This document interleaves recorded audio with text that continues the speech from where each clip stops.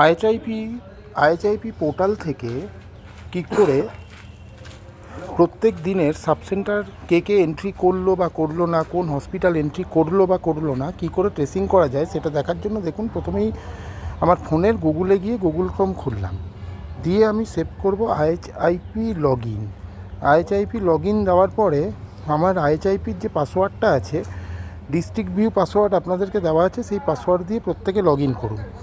Log ইনের নিচে একটা ক্যাপিচা লাগবে, সেই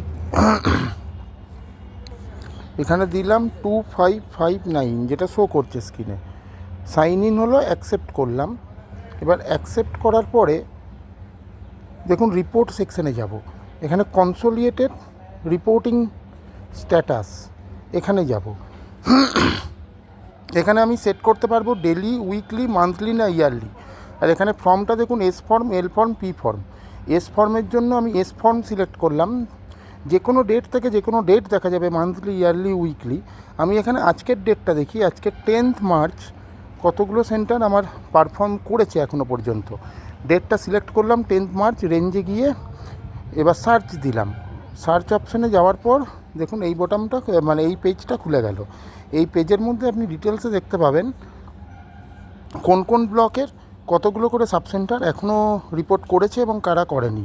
যেমন দেখুন আমার বাঁকুড়া 1 ব্লকের 18টা সেন্টার, তার মধ্যে 12টা হচ্ছে রিপোর্ট করেছে এবং 6টা সেন্টার এখনও রিপোর্ট করেনি। এরকম ব্লক ওয়াইজ ডিটেলস দেখতে পাবেন।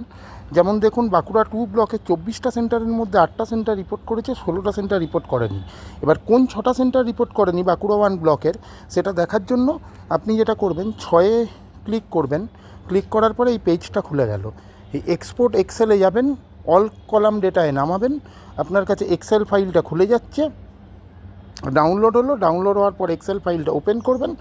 ওপেন করার পরে আমি ডিটেলস দেখতে পাবেন যে ওই পার্টিকুলার ব্লকের কোন কোন সেন্টারগুলো আজকে এখনও পর্যন্ত রিপোর্ট করেনি এবং তাদের প্রত্যেকের কন্ট্যাক্ট পার্সনের ফোন নাম্বার দেওয়া আছে। আর সাব সেন্টারে এএনএম বা সিএইচও দিদিদের সেই মতো কমিউনিকেট করে নিতে পারবেন।